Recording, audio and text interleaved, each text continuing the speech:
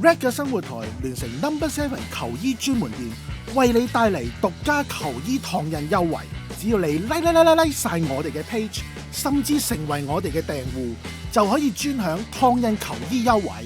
想知道燙印球衣優惠詳情，請留意置頂留言。No.7 球衣專門店地址：旺角西洋菜街74號，旺角城市中心11樓1室。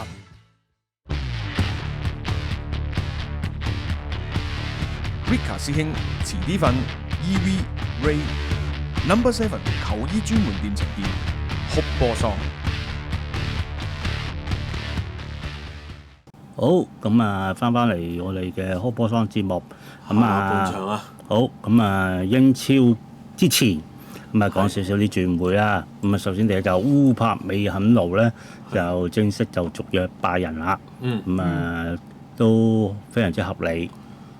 非常之合理。咁啊，另外就 Sterling 喎，咁啊過去到雲佩斯咧，咁就係即係去咗雲佩斯嘅麾下喎，去咗飛燕諾，係啊，應該就 Here we go 噶啦，應該呢個就Sterling 會去飛燕諾，咁啊，因為佢係自由身啊而家，咁所以咧就根據有 Romano 嘅報導咧，咁啊應該都去到 Here we go 嘅階段噶啦，咁所以就呢個都密切嘅留意。咁啊喺阿 Sterling 去到比較開放嘅飛燕諾，即係開放嘅荷甲，咁啊睇下點啦。壓力冇咁大咯。同埋可能對於佢嚟講，可能係會有好處嘅。咁當然狀態係要操一操啦。你咁耐始終冇實戰，淨係自己一個人操又好難搞嘅。講真嚇，咁所以就呢個消息都要留意嘅。好，咁啊英超嗰方面咧，咁啊因為啱啱過咗2週嘅比賽，咁我哋咧就主力先睇，而家先睇咗咧啱啱週中嘅一啲嘅賽事先。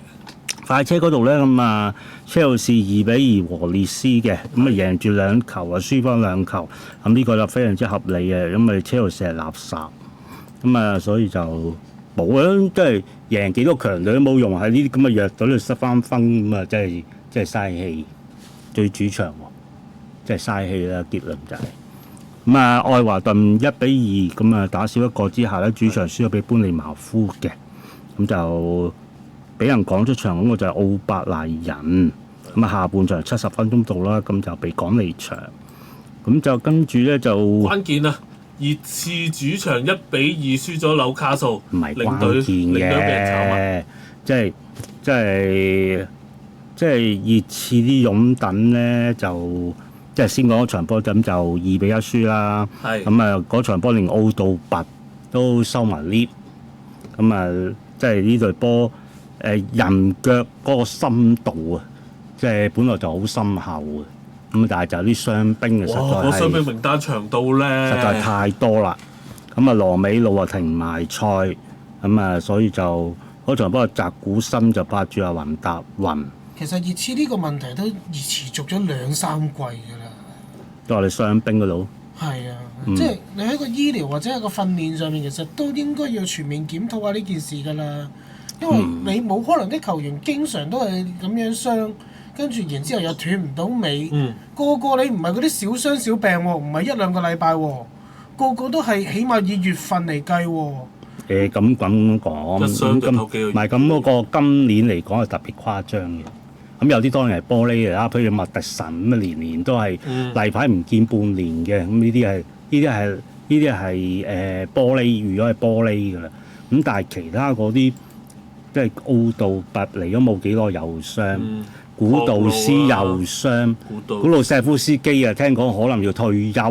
賓坦古啦，賓坦古又冇埋，理察利臣咪少傷少啲嘅啫，呢個就咁所以即係淨係我就咁數啊，都嗰啲唔係嗰啲2打6嚟嘅喎，主力嚟㗎，有啲係主力嚟嘅喎。我哋上一次都講過個傷兵名單，基本上擺到一隊咁滯啊。但係如果擺落去阿仙奴個理論度，其實好似之前嗰幾年咁樣。係有一年又係咁樣啊。之前我成日都覺得阿仙奴點解啲人會成日傷咧？就係因為有幾個位傷咗，導致到其他球員嘅 workload 多咗。而熱刺最大個問題喺我嘅眼中係個防守中場嘅問題。因為當你個防守中場能夠去到分擔到進攻嘅情況之下，你進攻球員唔使做咁多跑後嘅回防，跟住又可以叫做令到中堅舒服啲嘅情況之下，其實你呢啲位置嘅球員其實嗰個嘅勞損唔會咁大。咁再加埋之前熱刺幾任教練都係以嗰個體能行先噶嘛，即係尤其是我好記得有一年孫興文翻到去韓國做季前熱身，連孫興文呢隻氣袋都俾佢操到成劈嘢咁攤喺度。哦，咁嗰陣時係乾地啫，咁所以乾地唔同嘅某程度上呢一紮球員，我自己覺得嗰個體力係俾人放乾咗啊！即係上一年歐霸拎完冠軍之後，咁你嗰段時間你已經衝埋嗰一段啦。好啦，今年嚟到嘅情況之下，你人手雖然係叫加咗，咁但係你嗰啲核心嘅位置冇積極改善過，訓練嘅 method 繼續都係咁，個踢法都仲係打緊 high press，咁啲球員咪自然個消耗大。其實今年熱刺嚴格嚟講咧，就唔係打 high press 嘅。啲球迷好失望，對法蘭克就係話咧，即係隊波係縮得好後。咪啱咯，減低個消耗啊嘛！而家縮得好後咁嘅結果咪即係完全同熱刺嗰種嘅 DMA 啊！佢哋認為熱刺有個叫 DMA， 咁就係呢個就係個問題咯。你知唔知奧普最近係接受咗嗰個訪問？啱啱炒完法蘭克之後，就馬上接受嗰個訪問。咁但係就講咗熱刺嗰場對曼聯嗰陣時先講啦。咁啊呢場波就係2-1輸埋，咁嚟到法蘭克咧，終於都冇得留低，冇辦法，因為球迷又唔中，最慘係球迷完全唔 buy 佢嘅。我理解唔到佢啲球迷嘅諗法嘅。咁因為就去阿仙奴去阿仙奴嘅，佢哋話佢係阿仙奴嘅人嚟噶嘛。阿仙奴水杯事件啊嘛。唔止，佢做嘅有好多嘅決定都同阿仙奴有關，好似上一場。上個禮拜講，咁跟住點解對佢都西，但係對曼城唔西咧？唔知啊，即係呢啲，即係好多球迷對於法蘭克，即係成日爭阿仙奴嘅喎。佢嗰啲天 talk 啊、賽後評論啊、同啲球員啊講嘅時候話：你睇下阿仙奴，你睇阿仙奴幾勁。但咁啊衰啲嘅，你明知歪符你都咁就係呢啲咪我嘗試解釋啦，因為而家有佢以前喺賓福特嘅一啲嘅班底嘅助教練喺阿仙奴度教緊啊嘛。某程度上面佢可能係講緊呢一樣嘢。所以就我只能夠講就話，但係熱刺當初炒奧普請阿法蘭克，好多人都讚好。究竟咩事？我陣間先再補充啦嚇，唔好浪費時間。曼聯1-1和咗韋斯咸，臨尾石斯高即係叫做搶點射入啦，咁就冇咁贏咗4場，咁啊斷到好合理嘅。又冇得剪頭髮啦。唔緊要，咁唔係剪唔剪頭髮嘅問題，即係呢隊波其實就即係而家卡利克攞咗個1月最佳領隊啦，咁就咁當然係合理啦，咁但係就5戰4勝1和。咁但係而家就因為曼聯就似乎冇乜點諗過想揾阿卡利克，即係長教嘅，即係仍然好多消息，譬如話拿高士文啊、迪沙比啊，即係呢啲領隊好多呢啲嘅傳聞。完全就冇諗過卡利克佢會擔正，咁當然可能卡利克本身唔想擔正啦，佢冇意願擔正都未定。咁但係我明顯睇到卡利克嚟咗之後，嗰個成隊波嗰個嘅即係面目一新啊！簡單嚟講，面目一新。簡單直接。係啊，咁所以就曼聯陣間又講咗少少啦，對韋斯咸和咗又唔代表啲咩嘅啊。曼城3-0合理嘅，森林0-0搞到話大字都炒埋，咁就冇用講啦。咁你呢個世界冇得咩嘅？維拉就1-0白禮頓。咁但係森林而家 keeper 奧迪加響之前喺曼城喎，幾好喎。其實呢隊波咁0-0又唔係好差嘅戰果啫。咁啊維拉1-0白禮頓啊合理啦，白禮頓都話。真係唔上唔落㗎啦！搬嚟3-2人瑞積公啊！上次買對家唔中，呢次就應該正常就要加注啊嗯， ，double 嘅注碼落去搬嚟嘅應該要。咁啊，利物浦1-0新特蘭，咁啊傷咗遠藤航啊，利物浦咩話？遠藤航都傷埋啦。哦，咁又佢又冇乜點踢，又少咁啲人，佢又冇乜點踢係其嘅，實又少咗個開打右閘嘅球員咯。即係中堅右閘都可以幫你頂下有陣時，即係哦百搭啲防防中都可以幫你頂嘅球員。唔係咁佢可能少踢咯，咁咪忽然間好鍾意用佢踢一啲，咁要而家個右閘位都係蘇保士來㗎啦，冇乜選擇㗎啦，而家已經。馬特尼傷咗嘛？咁最後賓福特1-1和阿仙奴，咁啊，我聽日 EV 講就似乎阿仙奴打得唔好喎。唔好喎，啲人話賓福特係撳住嚟打喎。又唔好話撳住嚟打，阿仙奴你咪俾你猜咯。但係賓福特啲快反好有威脅咯。咁、你身為一隊爭冠嘅球隊，你都唔識得拎個霸氣出嚟壓住人哋踢嘅，咁呢場咪抵你和，抵你失分咯。咁 OK 啊，咁對賓福特就得1-1咁啊，作客都馬杜基入咧你知巴塞呢啲都有一場輸4-0啦，咁所以呢啲真係強隊嚟咯。唔係，我只能夠咁樣講。如果因為呢一場波，你覺得阿仙奴唔係一個爭冠分子，又或者會俾曼城追趕嘅球迷，我只能夠講句，大家都要進步啦，大家都要新一年啦，馬年啦，抱住個新希望。咪住先嗱，如果你隊波點解喺英爭國嘅人標要睇新踢得唔好，但係冇跌晒3分走嘅話咧，咁呢個係一個好事嚟嘅。嗯，係啦，哦咁即係等輸3-4場波先講呢啲問題啦，和嗰一場波喺度咿哇鬼叫呢啲，同埋賓福特入嗰球又入得過癮嘅。嗰球手榴彈二段攻擊嚟㗎嘛。咁佢都係用，咁佢都有死球專責教練。某程度上，阿仙奴入嗰球都係關於手榴彈事㗎。將個波快掟落底線，你唔輸角球俾我，你掘翻出到嚟俾軒加比，一立完個波即刻出翻落尾處俾馬杜亞基拋物線頂入。你諗下喎，馬杜亞基喎，係啊，馬杜亞基喎。嗯。咁啊，所以你話琴日場波，我自己睇完之後冇想象之中咁嬲嘅。因為其實預咗賓福特難打㗎啦，你見到今年個勢，同埋我之前我都話啦，今次個焦點一定喺恩哥泰亞高身上。琴日的而且確係最大嘅反擊點啊，同埋琴日阿仙奴有個問題係冇咗沙列巴，你就會見到喺個後場嘅猜傳係出現咗問題。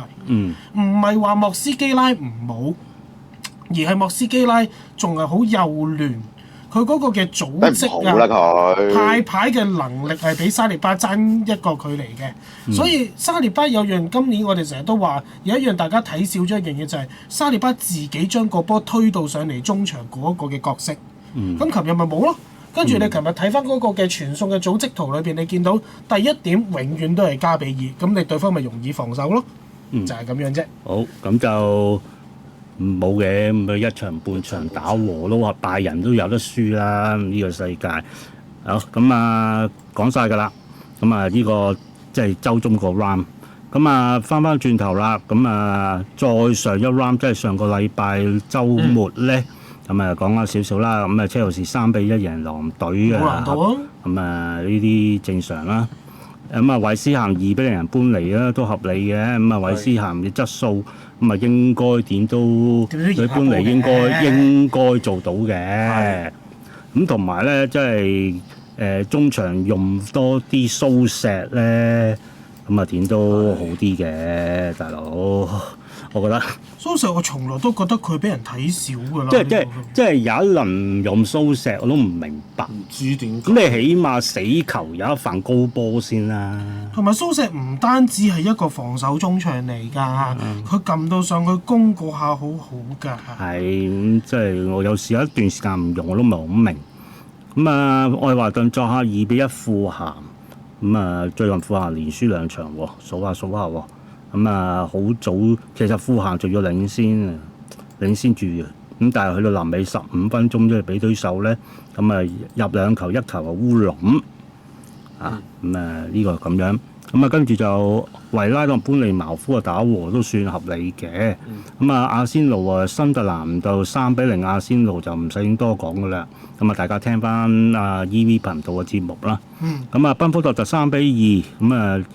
即係作客贏紐卡素，因為紐卡素就即係啱啱個週啊，即係叫做贏咗啦，咁啊好翻啲。賓福特就個勢幾靚喎，咁啊啱啱就作客贏完之後，啱啱就對住強隊嘅阿仙奴，亦都可以咧攞到分走。咁啊，跟住就水晶宮1-0白禮頓，就白禮頓啊真係，唉，唔係兩隊都有啲放假 feel 咁冇辦法啦。咁有時長路都要斷下嘅。好，咁啊講晒㗎啦。咁啊剩翻兩場，咁啊首先就睇睇曼聯啊對住熱刺嘅比賽啦。咁啊呢場波就因為熱刺嘅對手係曼聯咧，所以熱刺擁躉咧係非常之失望。咁啊，其實曼聯最近個勢相當之好啊，已經連3㗎啦，連3勝。都話曼聯㗎啦。咁啊，但係就因為熱刺始終就最弊就係阿羅美路中間就紅牌啦。咁呢個對於佢哋嗰個即係後防係有一定影響咁，因為換入嚟澤古森啊，始終有啲距離。咁但係就羅美路始終即係今年已經係即係。已經都唔止一次紅牌㗎啦，係咁所以呢個都係弊啲。咁睇翻個陣容咧，咁啊其實就主要冇嘅就係格雷嗰個位啦，即係冇咗撲路啦。咁啊中間就其實唔係好曳嘅啫。講真，即係就算你話傷兵滿營，但係熱刺嘅陣容其實唔係好差嘅啫。我覺得算係咁咯。咁你？柏連拿坐鎮後腰，咁啊鎮住個後腰位，咁啊前面加拉加啊前面逼搶，沙亞又係好中意走動嘅球員，咁啊再加埋前面有快馬奧杜拔，把握力強嘅蘇蘭基，同埋可能枕住喺左邊，但係其實就中場同前邊嘅聯繫點嘅 Xavi Simons， 同埋 Xavi Simons 最近呢2場都打得唔錯嘅，咁啊但係對手係最近都狀態甚好嘅曼聯，即係叫做信心爆棚，同埋即係揾啱咗嗰個路向嘅曼聯咯。咁你曼聯呢個陣容大家都好熟悉㗎啦。咁啊，只係前面就係官拿擺最前，布姆喺左邊，迪亞路喺右邊嘅啫。輪住嚟嘅咧，官拿同埋布姆就即係基本上佢嗰個後邊嗰4-2-1，即係後邊嗰4個中間嗰條後腰同埋中場嘅搬廢咧。基本上就已經係固定咗㗎啦，你爭在前邊，迪亞路都可能固定埋啊，爭在前邊嗰度嘅啫，係啦，咁又即係有陣時可能西斯高啊，有陣時就麥布姆官拿啊，睇下點樣3揀2咁樣咯。面對睇下唔同對手嘅擺法啦。係咁啊，但係咧，我想睇你個傷兵，唔係我都睇傷兵先啦。咁啊。都係消化晒㗎啦，萬字啦、迪列治呢啲消化晒啦，多股又未消化嘅，但係有多股喺度，其實就對一啲強隊會好啲嘅，即係佢走上走落，係啊，走上走落，即係佢嗰個有啲防守嘅力量。咁你而家擺麥布姆又好，咁啊始終嗰個嘅防守力都係差啲。咁啊對面就已經講咗好多次㗎啦，對即係。差唔多成隊正選咁滯啦，唔係未至於。麥迪臣就消化晒㗎啦，麥迪臣咁成年都冇見。咁班賓坦古亦都唔係打過好多場，理查利臣就主力嚟嘅。理查利臣嗰路石夫斯基就今年都未見過。都係。賓地拜亞維斯都唔係正選嚟嘅。古道斯啊，古道斯就係樸路就係史賓斯都叫做正選嚟嘅。咁你數下都係4個啫。都好主力下㗎啦，4個主力啫，都唔係好多啫，都未到有一隊。係咯，咁你有啲今年都冇用過啊嘛，今年係咯，咁啊所以就熱刺傷兵就咁樣。咁喺 A.P. 方面咧，咁啊左邊就一個後邊2個中堅啦，咁啊跟住就兩集都尤其是左邊碌疏上啲啦。咁因為最主要就係話有一段好長時間係呢個曼聯打多個啊嘛，咁所以壓上啲都好合理。麥杜姆同賓亞官拿就比較近啲嘅，係2個就比較接近啲，咁啊留咗條左邊嘅攻擊線俾咗碌疏咯，係啦。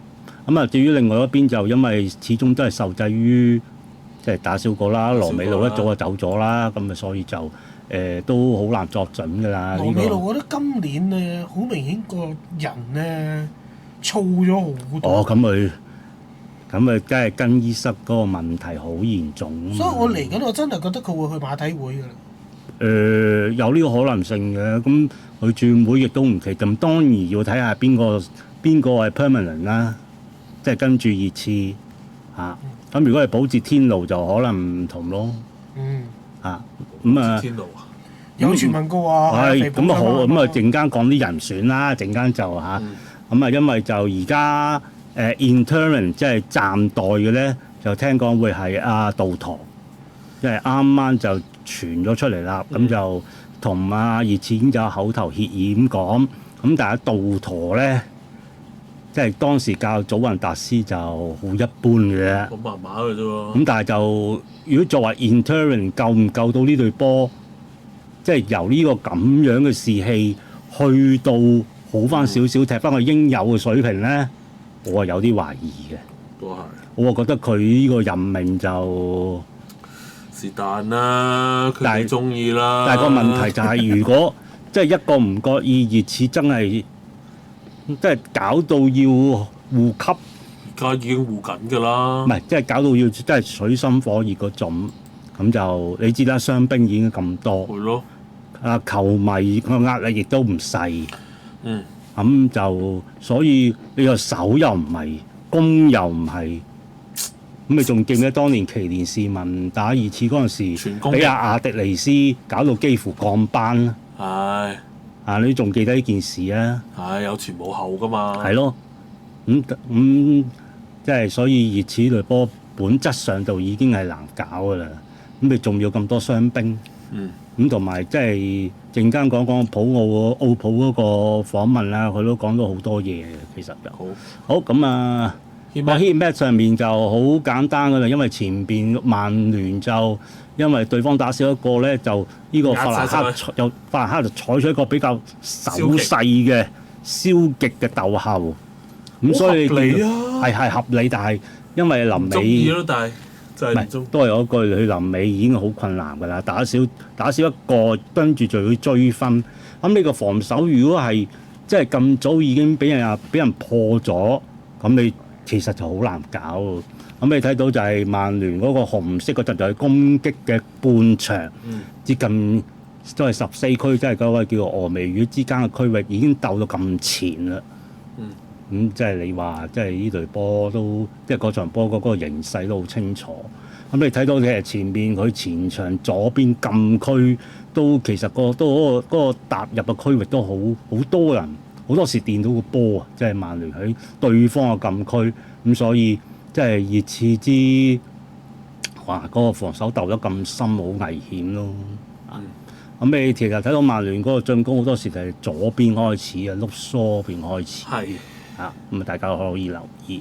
咁對面就唔使問㗎啦。咁大家睇你個間嗰條黃線啊，嗰個攻擊線直情基本上咧係40碼度咯，30零啦，30-40碼度，30零碼度咯，根本就好少觸及嘅。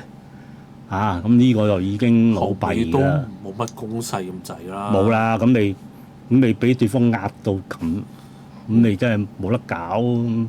咁所以就都冇咩好講。好咁，所以就3個鏡頭嘅啫呢場波嚇。咁啊，主要第一個就係成場波轉移啲就係羅美路呢個波，一攞波都推進喺後防，想推進，因為搶到個波嘛，搶完個波之後想推上去，點知啊推下甩腳。咁啊結果咧就卡斯米路上嚟就搶個波，結果佢係一腳想踢個波，點知就踩咗落去。踩咗落去咯。咁我踩嗰個方向就唔靚咯，唔靚咯，咁啊結果就呢個就球證嘅角度嚟嘅，咁啊球證嘅角度望到係咁樣，跟住再嚟下一張咧，呢個位咁樣望到踩落去咧，嗰個鞋面咁樣踩，咁嗰個鞋底咁踩落去咧，印落嗰個叫做腳眼位啊，佢睇到呢個鏡頭咧，實在好難唔出場嘅，因為球證如果球證對眼係咁樣望嗰個咁嘅視線咧。咁啊，實在好難唔吹。好啦，咁啊，結果就即係紅牌啊，打少個啦。咁啊，其後就即係紅牌完之後嗰個應對就係澤古森入咗嚟代替一個前邊嘅快馬奧杜拔啦。咁啊，點解抽奧杜拔咧？後生啩？嗯，咁啊，冧唔到個波嘛，冧唔到個波嘛。係。蘇蘭基啊，起碼就有啲射術冧到個波嘛，或者停唔到個波嘛。好難揀，不過真係喺前面要抽走過嘅話。咁佢咁選擇咪咁選擇咯。咁啊，依個波角球做得好靚嘅，不過就即係大家唔好吹到又話哇好新奇角球戰術，其實就唔係嘅，好典即係見過㗎啦。即係香港都聯賽都有做嘅呢啲角球戰術有。龍門口一堆人，前柱一堆人，然後個禁區頂空晒，咪禁區頂咯。咁啊，首先第一件事就長期其實咧，密布冇企呢個位咧，就長期都係冇人嘅。你睇嗰個大禁區係得一個球員嘅啫，仲要響邊。一個睇3個，然後俾個人走埋去開。其實就攞嚟遮線，攞嚟遮線。點知呢個後邊嗰個幾多號啊？左邊黃衫唔記得幾多號。佢就走去角球旗就扯埋嗰個走，扯埋阿沙比 Simons 走，咁啊結果咧就遮唔到線咯。好啦，遮唔到線之後咧，跟住就賣擼咧，就喺個龍門口個遠處慢慢走過去迎住個短角球。第二張圖就會睇到噶啦。大亞路嚟嘅，走埋去嗰個係。唔係賣擼咩？賣擼嚟㗎。賣擼咩？賣擼嚟嘅喎。賣擼。好似賣唔係，龍門口嗰個賣擼，走埋角球引走阿沙比西文嗰個係阿大路。OK， 好啦，跟住就賣擼埋到去，跟住就嗰個即係六圈嗰件咧，就埋到去已經慢咗。因為引走咗阿沙比西文咧，變相就冇咗遮線。冇咗遮線咧，跟住就即刻第一時間回傳過去中間麥道姆。好啦，麥道姆就第一時間趟去遠處嘅。好啦，開下張啦，趟去遠處嘅，好清楚唔會太近處嘅。因為就前處後處一紮人啊嘛，咁咪射向中間咯。咁射向中間啱啱有個馬天尼斯冇人睇嘅。喺個綠馬度，養一養添啊，仲要綠馬度冇人睇嘅，咁啊兩個藍圈阻唔到、截唔到，咪慢牛咯，仲要俾龍門遮埋咯，即係龍門仲要俾佢遮埋咯，咁啊落地又慢咗咯，咁啊麥道姆射門能力最高咁所以咪揾佢嚟做呢啲咁樣嘅呢個位置咯。咁但係我就唔明點解明知你大禁區有咁樣嘅佈置，可唔可以擺多個出嚟啊？理論上應該可以嘅，但係啲球員唔醒咯。即係其實法蘭克其中一個即係好多熱刺擁躉都詬病，就係話啲中距離嘅後上球員嘅射門啊，係做得唔好。你睇呢場波，其實咧好多時咧，即係佢當曼聯喺個攻勢嘅流轉嘅時間咧，好多時中間有啲球員咧係冇人睇嘅。有好多中間好多球員忽然間當個波去到某一邊轉翻埋嚟中間，嗰個球員完全冇人睇喎，空晒嘅喎。咁所以呢啲死咯。好啦，呢個波就2-1。2-0啊！2-0啊，唔係2-1，因為其後熱刺即係輸咗球波，即係一次射門咧，沙比 Simons 喺個禁區頂射埋嚟，但係都只係處邊出界，但係好難嘅遠射嗰下。咁呢個時候就黃圈就識施高，紅圈就係入波嘅搬費。係啦，搬費就喺阿格雷嘅身後入去嘅。個波就斬埋去啦，斬埋去就阿石斯高呢下咧，其實就頂唔到嘅。如果頂到咧，就要睇下有冇越位。賽後即係 VR 望我頂唔到，咁啊梗係冇越位啦，搬費。咁啊結果個搬費就後上射入咯，一撞入網咯。咁啊場波就好簡單嘅啫，其實就咁啊。但係個問題係真係熱刺響佢打少一個之後咁快，因為一個角球嘅即係一個防守上嘅失誤而輸咗一球咧，再加埋嗰個攻擊力咁弱咧，基本上就冇得掹㗎啦。要已經係死症玩完。咁啊結果就2比0。咁啊圖方面就好清楚啦。就算都冇攻勢咁滯，熱刺就算響紅牌之前咧，咁啊都好少少，中間10零分鐘就一段。係。咁但係去到紅牌之後咧，就已經曼聯已經全面進戰㗎啦。好，咁啊，至於球員打得好唔好就首先就搬費啦，繼續都係射門最多嘅球員嚟嘅。咁啊，至於嗰個盤樓方面咧，咁啊麥魯啦同埋阿迪亞路都 OK 嘅。好，咁啊跟住下一張啦，下一張圖咧就熱刺嗰邊啦。熱刺嗰邊就個 HG 都係加拉加啦。咁啊盤樓方面嘅Xavi Simons呢幾場波翻去Xavi Simons就算係咁噶啦，算係唔錯。但係嗰啲 XG 真係冇啦，你睇下射門都0.2都貼唔到啊！啲射門都我反而覺得Xavi Simons呢場波拖慢咗好多反攻㗎。咁你冇前邊有邊件鬆沙集我印象之中2-3個攻勢個波俾到佢，可以第一時間彈前或者彈邊，但係佢唔係，佢永遠就要上腳，上完腳嘅之後仲要拖，跟住曼聯啲防守已經逼埋嚟啦。某程度上喺嗰啲你人少打人多，你應該要快啲甩，創造空位，但係你唔係，咁所以某程度上面我唔認同師兄講呢句説話。嗰日我睇咧，我覺得，哎呀，點解會咁嘅咧？即係應該要係應仲係立咯。即係簡單嚟講，佢由Xavi Simons嚟到英超，我哋之前由佢傳聞嚟英超之前，我哋都同阿神啊嗰啲都討論過。呢個球員本身嗰個策劃能力會強，咁但係喺個節奏上面未必會適合英超。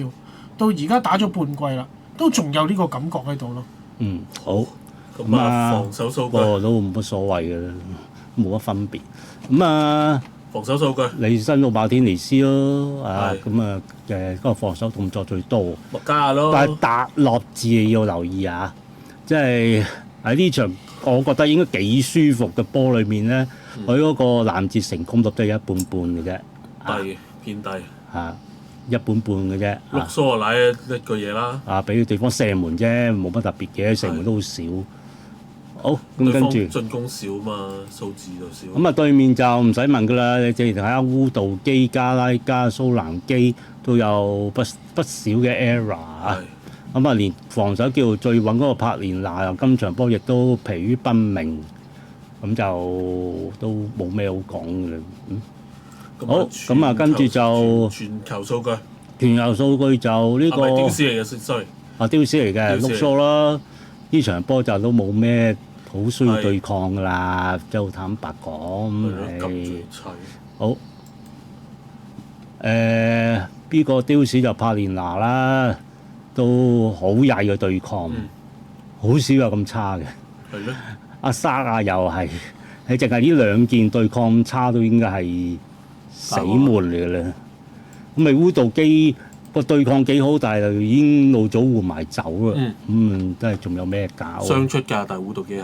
係咯，咁你呢啲雙出，咁啊曼聯當然繼續都係搬費啦，落個 key pass，你根本佢即係嗰個進攻重心一定係佢。咁但係你經常性熱刺嘅防守經常性走甩搬費，咁你就抵死啊！咁所以都可以快過。好，跟住熱刺嗰邊，Xavi Simons。數據幾靚咯，咁當然佢就係想做類似搬費嘅角色咯，佢係偏左少少嘅。好，卡里奧踢親出去都呢個就好大問題嘅，其實。係咧，點解咧？即係你前面唔夠人咯，又 hold 唔到個波咁冇辦法。好，最後就係龍門嘅數據。一個天一個地啊！其實域卡里奧已經打得好好㗎啦。算係咁㗎啦。域卡里奧打得好好㗎啦。 8個 save 啊，大佬。 8個 save 咁啊，應該已經係因為佢咧而失少起碼半球㗎啦。係。所以算係咁救咗3個禁區嘅射門，都算係咁㗎啦。咁就冇啦。賽後其實咧，即係跟住周中法蘭克就拜拜。一如即係叫做咩啊？即係叫做眾望所歸啦，就冇得留低啦。咁呢個就跟住就嗰日喺英格蘭有個節目，加利尼維利啊、Ian Wright 啊、加力查啊，仲有邊個Roy Keane 啊，咁主持一個清談嘅節目。係。唔知點解就揾咗奧普上嚟咁啱。係啦，奧普上嚟咧，嗰下就收到消息啊嘛。啱啱收到消息。係。啱啱收到消息就話奧普啊，唔知點解咁啱就喺度啊上咗嚟。奧普咧其實就都點出。係。即係熱切，即係當然就球隊裏面嗰個管理層嗰個嘅問題啦。咁就係話呢隊波第一就即係太過保守啊！保守係太過保守啊！個保守即係話咧，即係當球隊響上年有咗成績之後咧，佢又冇加強嗰個投資。即係譬如話，當年呢個奧普贏完嗰個歐霸杯之後入到歐聯咧，咁當然就有少少資源啦。有少少資源就當然揾啲好啲嘅球員啦。譬如佢奧普聽嗰個 list 就係話有帕杜尼圖啦，有麥布姆啦，咁等等呢啲球員唔止兩個係咯，就古希爾呢啲球員啦。係唔係佢講嘅啫咁就。咁但係最終就佢係揾咗熱刺，又揾咗蘇蘭基，再加埋3個後生仔啊！其中一個係古道斯，我記得。即係3個後生球員啦，唔係古道斯啊，3個後生球員好後生，一個格雷。即係後尾咁就。但係古道斯我記得都係今季加盟。係啊，但係好似係奧普之後。咁所以就即係正常，奧普認為係正常一隊，如果係想尋求好成績嘅球隊咧，就應該響攞到歐聯資格，亦都攞埋杯嘅時候咧，要加大個投資，希望球隊有所喺成績上有所進步。咁但係熱刺嘅管理層似乎就相當之，似乎就唔係咁做同埋嗰個嘅口號啊，要敢作敢為啊，要 be dare to win 啊，即係呢個嘅口號就有啲不符。咁佢即係早前都熱刺，因為都投資咗啲硬件啊，硬件冇問題。跟住起咗個新嘅球場，硬件亦都冇問題。咁但係喺個軟件上係咪可以再做好啲咧？同埋最緊要就係嗰個投資嗰個落差，其實我諗令到熱刺球迷最反差最大係你上年打到咁差，但係你有個歐聯，大家都知道歐聯嗰嚿錢翻到嚟。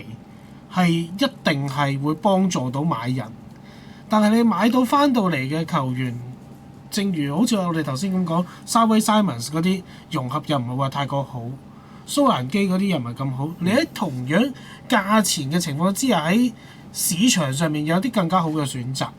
譬如你見到般尼茅夫、伊雲尼遜咁樣，其實你會見到嘅就係喺個 scouting 上面，大家都會覺得，哎呀，熱刺點解會買嚟買去都好似買啲到喉唔到肺嘅球員翻到嚟咧咁樣，呢一個係一個好嚴重嘅問題。因為佢即係聽阿奧普講，就係佢有薪酬嘅限制啊嘛。梅安尼係咪今季買翻？借㗎嘛，借㗎，窿㗎咋？窿啊！咁因為就佢話球隊本身有一個薪酬嘅結構，因為其實請球員就唔係轉會費，最主要個人工。人工啊！咁但係人工就。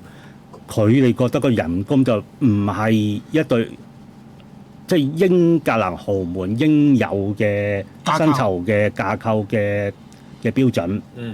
咁但係啲球迷覺得呢隊波係豪門喎，呢隊熱刺去咗歐霸嘛？咁咪唔係講之前？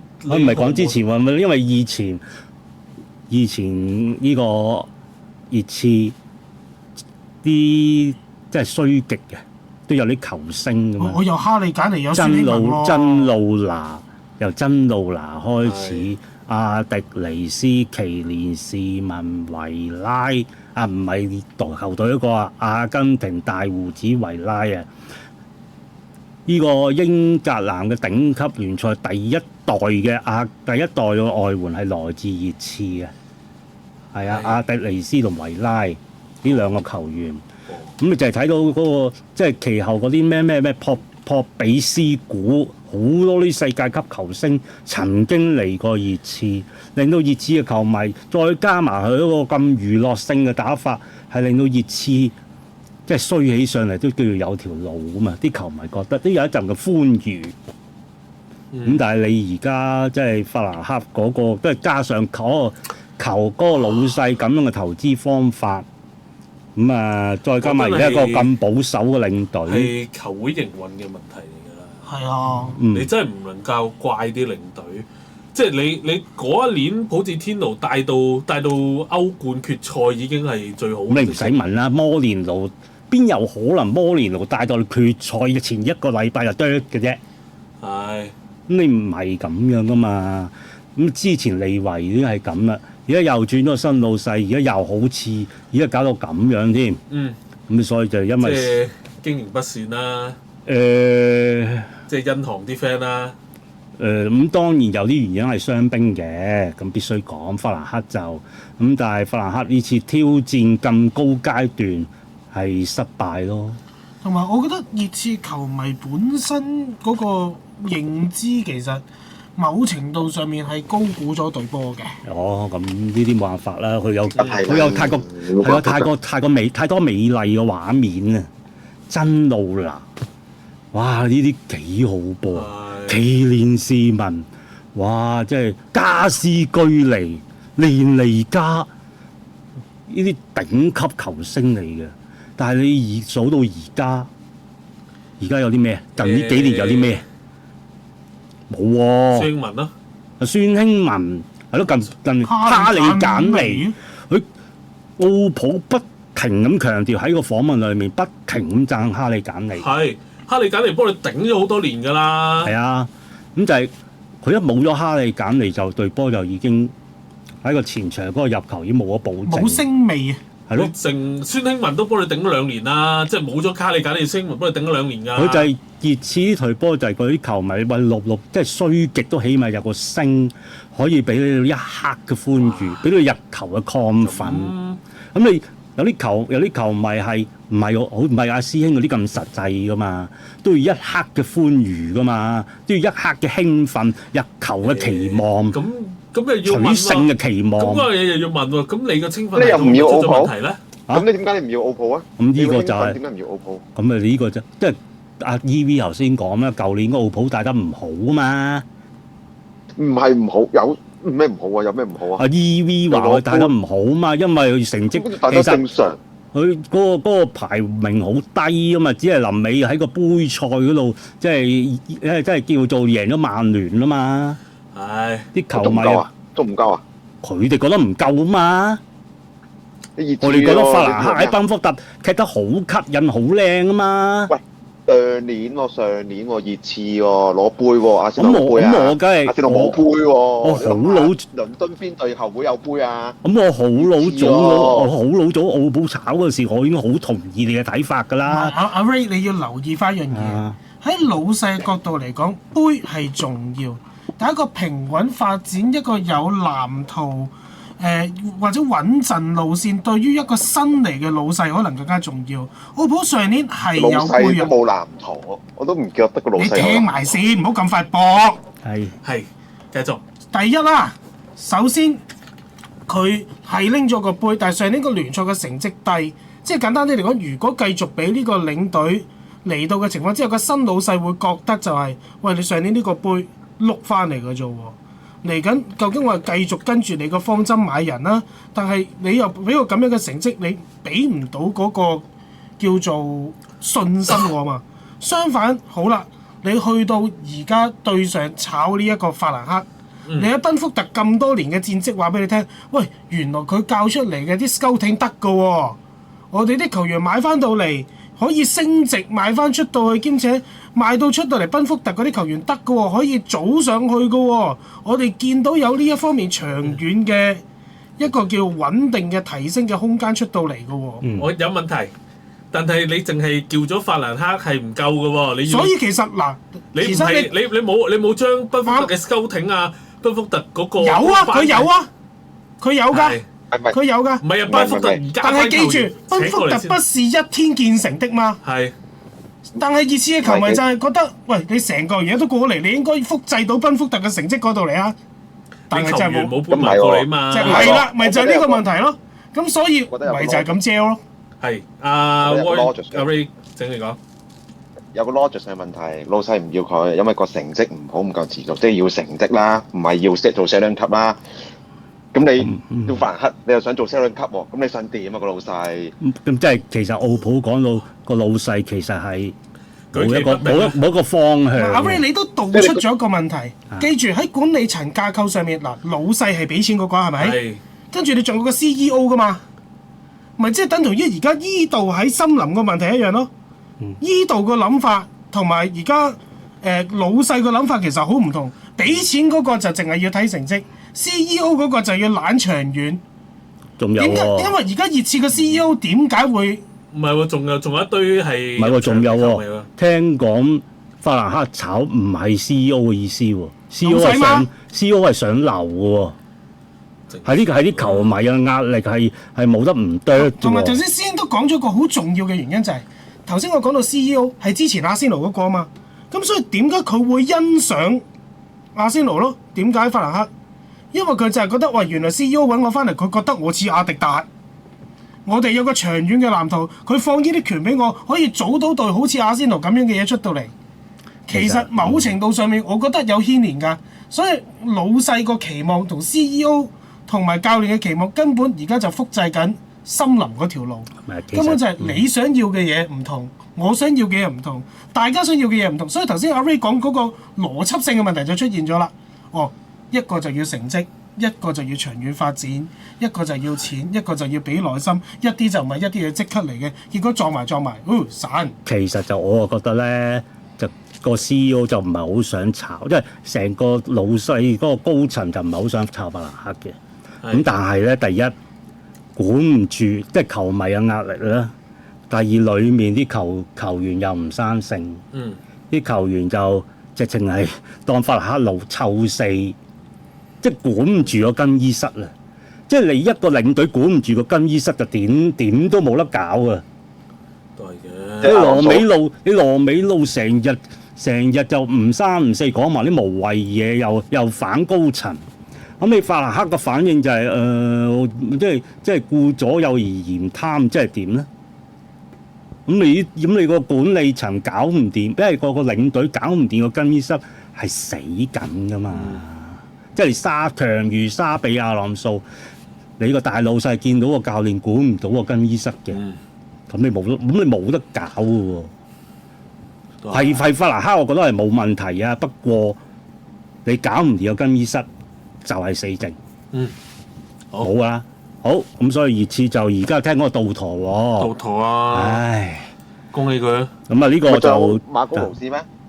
唔係佢個 interim 啊。interim 即係暫代 permanent 咧，咁而家根據 Skybet 個賠率咧，就馬高勞斯係最高嚇。根據就嗰個，但係馬高勞斯兩睇啦，都係嗰句啊。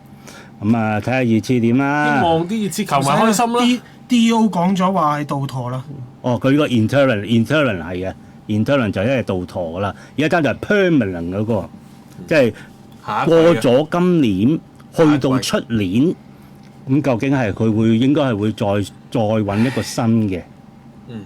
咁啊，睇下點咯。睇下點啦。好，最後下一場啦。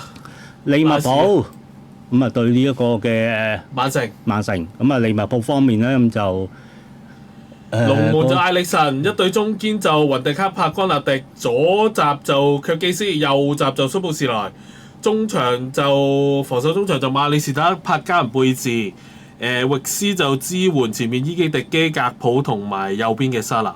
咁啊，對面就多拿魯馬啦、紐尼斯啦、古新洛夫啦、古希爾啦、艾特羅利啦，中場就洛迪啦，右邊就斯文尤啦、係貝拿杜斯華啦、奧拉里啦，前面夏蘭特同馬莫殊。咁啊，睇睇個 A.P. 先。A.P. 嗰方面咧，咁就其實利物浦咧，江納特就長期都係鬥得比較後㗎啦。係啊，長期都鬥得比較後㗎啦。兩集就推上啲同阿加人貝治啊，係啦。阿馬利士兩集就推上。馬利士打得貼啲嘅。係，不過咧就同個後線就唔係好貼。係。咁啊，域斯咧就打個中場指揮官。咁啊，呢個咧拍住18係格普就偏向左邊，但係鬥得比較後嘅。伊基迪基咁啊，伊基迪基就前啲，最前嘅沙拿咧就根本都唔防守嘅。嗯。啊，就有佢擺喺前面嗰度牽制嘅啫。對面就兩個後防。咁啊，呢個古希爾同埋古新洛夫，跟住兩集就壓得好上，奧拉里同埋艾特羅里近乎同線。咁跟住咧中間就洛迪咧鬥得後啲後腰嚟㗎啦。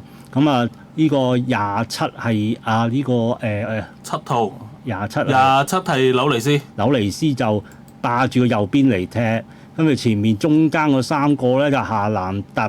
跟住就呢個呢個咩？貝拿杜斯華同埋士文柔，士文係喺中間嘅嚇，同埋夏蘭特黐得好埋嘅。係啊，佢唔係喺兩邊㗎，佢好多係喺中間㗎呢場波。喺夏蘭特附近啦，總之。係啊，馬莫樹就最前，但係就其實唔係好多見佢踢波嘅啫，即係反而係士文柔、夏蘭特、貝拿杜斯華呢三個組合啊多啲嘅嚇。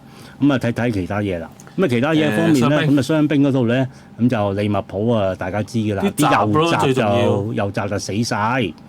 咁啊，對面就芝華迪奧啦、道古啦，呢兩個最緊要嘅。好，跟住就 Heat-Map。Heat-Map 一陣間先。咁我哋睇呢一個入波㗎咯。啲比賽啦。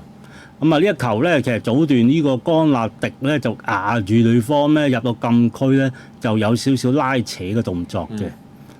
咁啊，再睇下。好似最尾係吹咗禁區外㗎嘛？唔係呢球波就入到其後入到禁區係冇吹罰嘅，唔係呢球。係啦。咁但係呢個波嗰個動作，阿江納迪係好危險。都吹得㗎，其實。好危險嘅，其實。吹咗你冇仇報咯。好啦。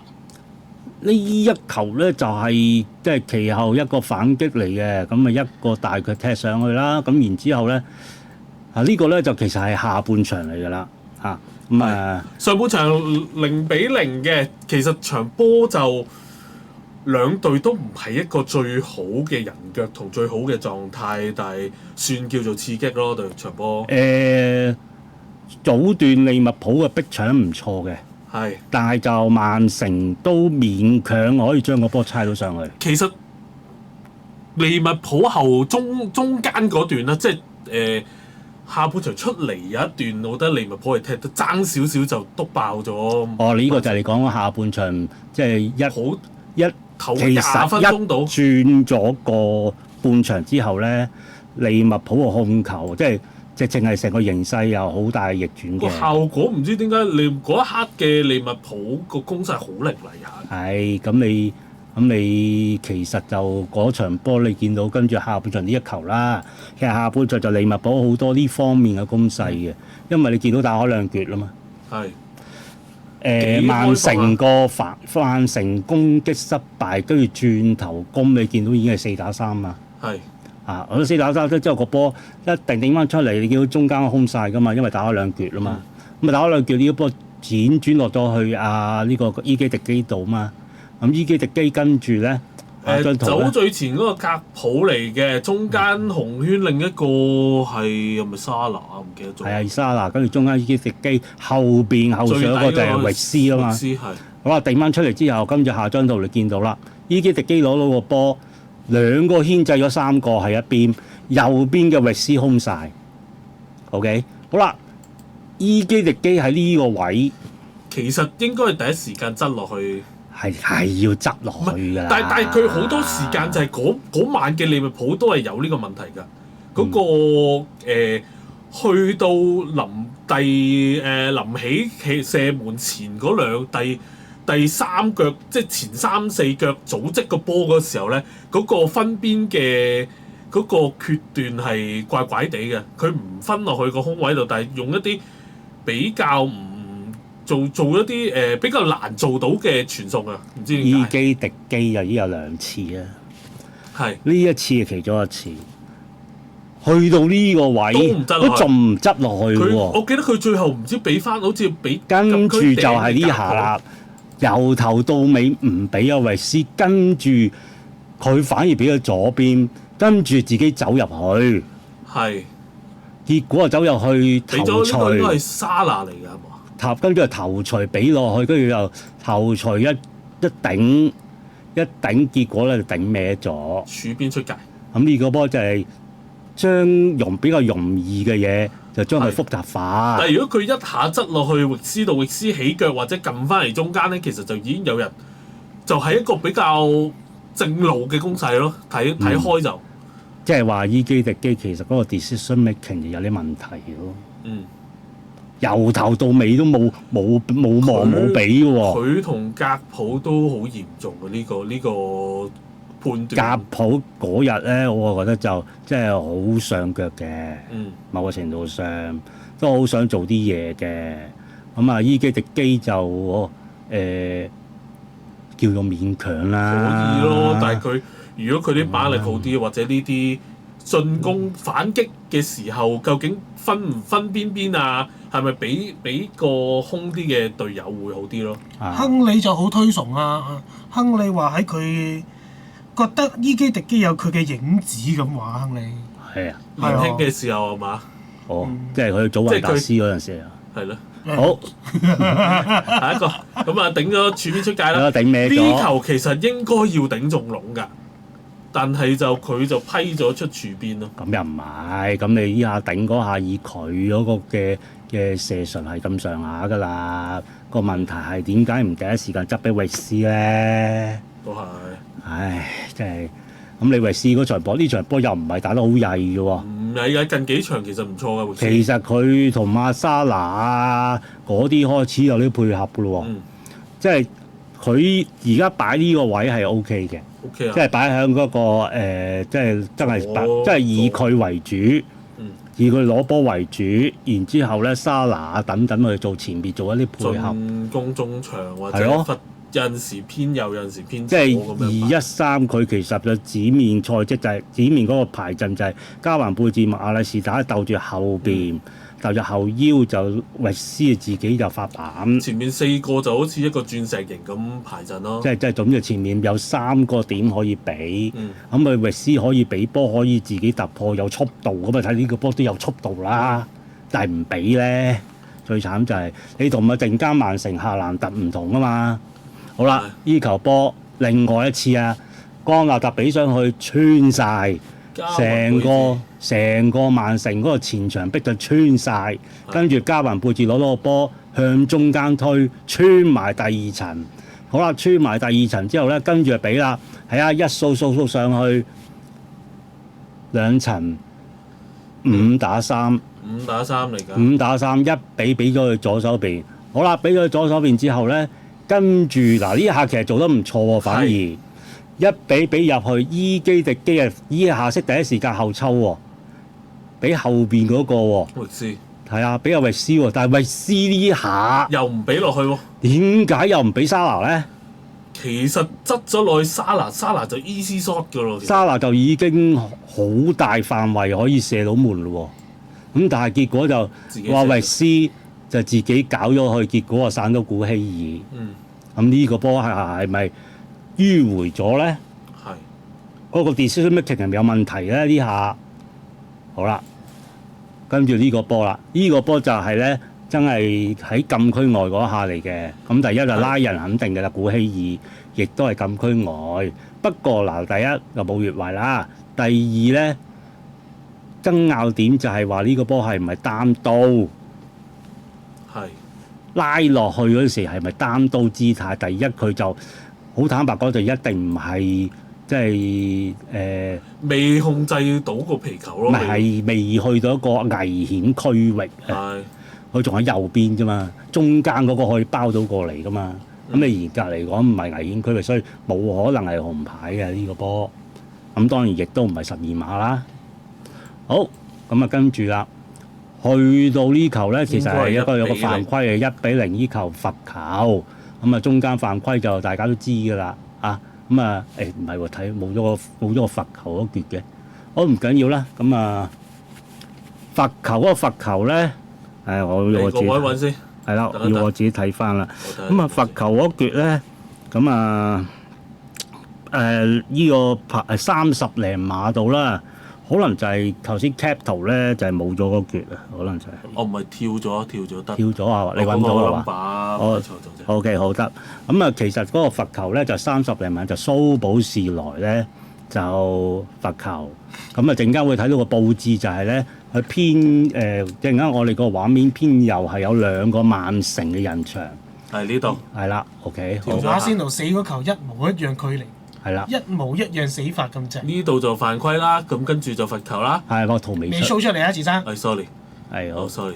好咁啊，等我等啦，因為就呢度就犯規。係啦，呢個犯規跟住好啦，2個人牆，2個反人牆，後邊曼城仲有一個人喺後邊嘅。係啦，咁咧反人牆啦，所以就擺咗。係啦，反人牆，咁啊估計其實咧又應該射中間嘅。咁通常我哋睇到下張圖咧，佢右腳咁樣咧，正常我哋預計會係射大邊，就而家嘅望到嘅方向就係射門球員嘅左下角咯。兩邊都得嘅。兩邊都得。你睇下張圖你就知㗎啦。嗱，結果呈現就係佢埋到去嘅時候咧，後邊嗰個曼城球員咧，其實就有少少扯開咗利物浦嗰球員㗎。唔係啊，利物浦嗰球員搞係曼城嗰球員將佢扯開㗎。好神奇㗎！拉條罅俾阿多羅文望啊！呢個係啦。好啦，跟住下張圖啦。下張圖好啦，你見到正常佢咁樣嘅企位咧，就應該2個射法嘅，一就人牆右手邊圈埋去，一就中間扯過去左手邊龍門左手邊，應該係咁樣嘅。但係最神奇就係阿蘇保士萊嘅射法咧，就係喺中間角，跟住扯向犀利㗎呢個，扯向右邊。個波係一路直飛，然後突然之間向蘇保士萊嘅右邊飄㗎。係啊，佢係射向中間，跟住扯過去。腳趾尾拉西咯。所以其實咧，曼城球員將中間呢個球員扯開咧，係自己賴嘢嘅。開條路俾人咯。係啊，開條路俾人。你反而企定，你唔好扯開嗰個咧，就可能散到嚟。你將佢扯開咧，就反而仲死。捉心你捉啱咯。咁啊，結果同埋佢呢個射得靚啊嘛，佢個技術就當然係冇得頂啦。係咯。咁但係可以防守到嘅。不過就咁當然射得好靚啦，呢下就唔使問㗎啦。去到過咗差唔多得1秒多啲時間俾多納魯馬去諗。冇啦，多納魯馬係目送皮球入網，佢完全冇諗過佢係咁射。我頭先都分析過就話，佢多數都係射兩邊正常咁，但係冇諗到佢中間過，然之後越偏向佢嘅左手咧，龍門嘅即係視線嘅左手邊咁樣插柱入，係邊有一嚿啫？冇一嚿。呢球係蘇保士萊射得好靚。好，但係咧，入波嘅時間係下半場大概74-75分鐘度。但係咧就好多利物浦嘅球迷就詬病就話咧，當呢個領先預咗之後咧，就縮翻後。我覺得要縮後冇問題嘅，但係換人換得有啲遲。點解咧？冇問題啊！你應該擺一啲新力軍落嚟去，即係宗師就擺遲咗。宗師同基艾沙都擺遲咗。宗師同基艾沙都擺遲咗。咁啊，其實嗰陣時你仲有可能諗下啲羅拔臣啊、遠藤航啊抌落嚟咯，呢啲。你要嗰一刻就要做，即係呢個決定。你究竟如果你立心縮嘅，你擺多2個偏防守型嘅，防守比較好啲，或者你將你前面同埋你將你前線嗰啲有牽制能力嘅，你換基亞沙落嚟做牽制咯。你其他人可能抽起啲格普啊、伊基迪基啊或者沙拿嗰啲，你是但抽走一個換掉基亞沙落嚟做牽制，或者基亞沙落嚟幫你調走一啲你前面唔係好中意翻嚟回防嘅球員咯。某程度上，我好認同慈生所講㗎。如果你要守嘅話，其實你唔係冇選擇，你可以羅伯臣打翻個唔好打閘啊，你打個左中場，係啊，加強個掃動力。中間遠藤航你擺明係愛嚟加強嗰個中間嘅遮蓋同埋掃蕩嘅能力㗎啦。你咪收起前面一個啫嘛。咁你收起邊一個啊？一係收起格普沙拿域斯，咁梗係收起格普啦。係，甚至乎你嗰陣時你唔係話要打組織嘅，你收起域斯我都覺得唔會怪你。你留翻啲高衝擊力嘅喺前面哨，其實咁樣做法會唔會更加徹底啲咧？咁樣但係我覺得就應該咁講啦。你呢個波呢段時間啲利物浦球員咧，好奇怪，呢個波防守佈置甚為奇怪。藍圈5個打3個，任俾卓基卓基斬埋去，即係點解咧？縮又唔係縮得晒喎。你佈置好奇怪，你5個左邊3個，咁你冇一個飆上去嘅喎，好神奇喎！我當前面中間一個打一個，咁你但係嗰邊有人數優勢㗎嘛，喺防守嘅位置上，咁你點解冇一個任俾佢出嚟斬到個波嘅？雖則之後下張圖你見到其實係唔係呢個意外嚟嘅？唔係之後就閃到，跟住轉咗少少方向啊嘛，我知道。咁但係你正常5個打3個，你係咪應該快少少出嚟逼佢啊，大佬？就算你唔逼佢都，你禁區你都要維持翻個人數嘅平均啊，冇做到。唔係，我就係講嗰邊5個打3個，5個圍住你3個，你仲全部企晒喺度做乜嘢？嗰2個唔知邊個殺出嚟咯，就係咁啊死啦！唉，咁啊結果咪嗱雖則都叫做省到，咁但係俾到入去啊嘛。係。咁你俾到入去，好啦，俾到入去，夏蘭特呢場波仲要讚喎，呢場波走動好多。係。夏蘭特回後頭槌支點喎。佢唔係做好多支點啫喎，以前呢場波其實做支點做得好好喎。同埋咧，佢個頭槌對抗呢場波係贏雲迪克嘅喎。係。呢個要留意喎，呢場波雲迪克喺個高空對抗，今場波係嚴重失準嘅喎。好啦，跟住個波頂埋去，阿貝納杜斯話咪打啲最簡單斬埋去，一個支點頭槌高波頂埋去中間走入去咯。貝納杜斯話執個位就係個波一跌落地，即係落地嗰點佢就踩埋去改變個方向㗎咋，佢唔係做好多嘢㗎咋。咁你簡單嚟講就係法辛奴加傑遜以前溫布頓嗰尾咯，一高一快咯，俾支點跟住走入去咯，企埋個支點隔離，跟住等佢頂。但係其實呢球係即係嗰個想講係嗰個鐘嗰個時間大概83、84分鐘度，其實你係明顯見到嗰個體能下降咗。所以我就係話冇換人咯。所以我就係話，即係呢個時候咧，就係其實隊波就疲倦，就唔係想縮後嘅，佢係疲倦隊波。好啦，咁啊跟住講埋呢球波，結果就走咗去雲迪克身後咯，走咗雲迪克身後嗱呢下，仲有蘇布士來包咗越位喎，包曬越位，學波斬埋去，正常如果係即係叻嘅，唔係散出嚟。佢見到前面衝出去，你自己都散埋出去啦。佢散得慢嘅呢球。咁啊，結果包咗越位咯，包咗越位叫俾阿貝納杜斯華。咁嗰個問題就係佢本身唔係打喺後位。咁係啦。即係嗰個問題就係佢本身唔係打喺後位。位置感意識咯。係咯，即係佢蹬腳係 OK 嘅，你大家知嘅，但係即係呢啲嘢就避免唔到㗎啦。咁啊，結果就咪俾佢啱啱鏟到就入網咯。呢個波其實我覺得咧我就唔覺得係利物浦想縮嘅，係利物浦已經攰到縮唔到啦，梗係攰到已經再逼唔到啦。係個能力問題啊。係啊，咁所以就即係其後換嗰啲宗師啊，咁我都覺得係真係遲咗啲嘅，講真。換就換得遲，同埋你換得2個啫嘛。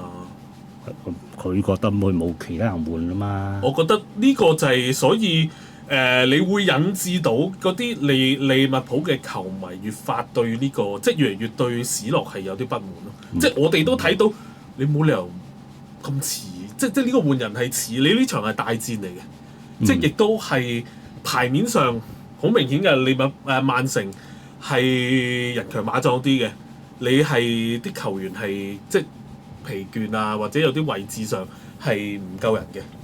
你都咁我諗史諾就個反應係真係慢一啲嘅。慢咯。其實佢都有啲百密一疏嘅。你見到上半場利物浦係放慢嚟到踢，俾曼城攻，然之後利物浦下半場係逆轉咗個勢頭嘅。正就係嗰20分鐘嘥晒所有嘅體力咯。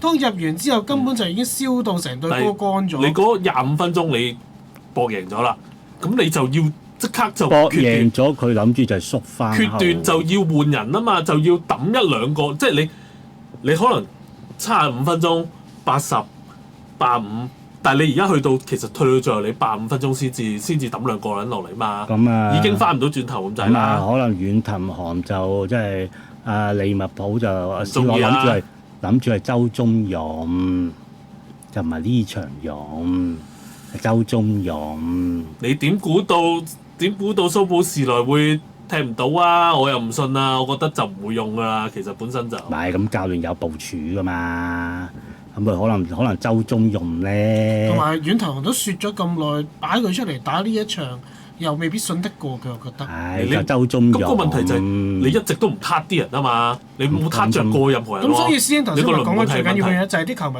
唔滿意史諾呢樣嘢。你個輪換其實你諗下，你其實好多場都係呢14-15個人係頂咗好耐㗎咯。咁，你除咗傷之外，就唔會太多換人㗎咯喎。好，咁啊睇埋跟住我頭先講啦，因為好啦，另外一球又係呢兩件藍圈呢兩隻嘢，咁啊企咗喺度，跟住後邊啊紐尼斯，哇！見你前面嘅右副咁鬼多空位，咁啊梗係走上去啦，大佬。好啦，結果啊走上去入咗個後防就俾中間嗰啲牽制住啦。入咗即時空位，入咗即時空位之後咧，就接埋去之後咧，就要較遠個幅圖咁啊。冇龍門嘅呢度。好啦，咁啊下一張圖啦。下一張圖啦。點解要顯示個龍門咧？第一，佢俾佢下嘅時候咧，龍門係企喺度，冇諗住出嘅。其實我覺得佢唔出都得，唔使出，係咯。好啦，咁跟住個波擠到落嚟咧，下一張咧就係話俾大家聽，你哋擠到呢個位。好啦，龍門已經係有出形嘅動作噶咯噃。咁佢覺得個波擠過嚟再彈前，佢可能撲到個波或者做啲封位嘅動作噶喎。佢覺得，佢覺得係啊。我覺得呢球就艾力神個判斷有問題嘅。其實就唔係一次㗎，兩次。係。對於嗱呢個波，結果埋到去咧，佢就做咗個封位嘅動作。咁啊點知咧，連呢個呢個紐尼斯咧，其實就勉強將個貪前嘅咋。結果下一張你見到咧，貪前咗嘅。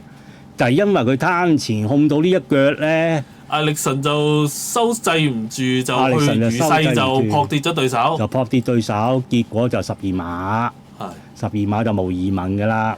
呢個時候已經補緊時㗎啦。就12碼無疑問㗎啦。咁啊，大家都知道，即係正如頭先 EV 啊、池生都講，呢個波真係唔使出嚟咧。其實佢唔出到，我覺得好問㗎。你推到一個咁窄嘅角度，其實你守住條近柱，中間你頭先睇翻嗰張圖有3個中堅，睇住嗰2個，咁其實你如果你計，你其實呢下你企喺個小禁區邊度封近柱，封近柱係最合理嘅做法嚟嘅。因為你其實中間夏蘭特搶唔搶到點，就真係睇你啲中堅閘唔閘到條線啦。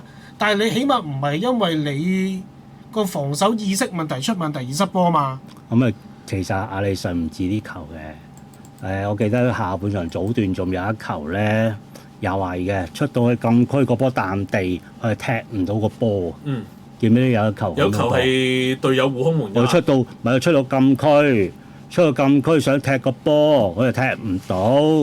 好彩就後尾又冇事嗰球。其實就你又睇到，即係艾利臣對於啲彈地向前嘅判斷咧係有啲問題嚇。咁啊叫咗12碼就射入啦。好啦，跟住就唔係冇攻勢喎，仲有機會攀平喎。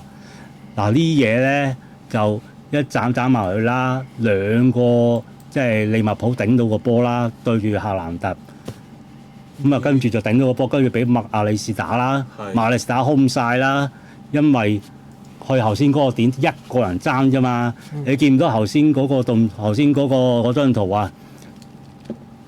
成扎人企喺一個支點隔離 ，OK， 就係執 check 緊波嘛。呢個好緊要噶嘛，踢支點一定要有起碼1、2個球員企個支點隔離左右啊嘛。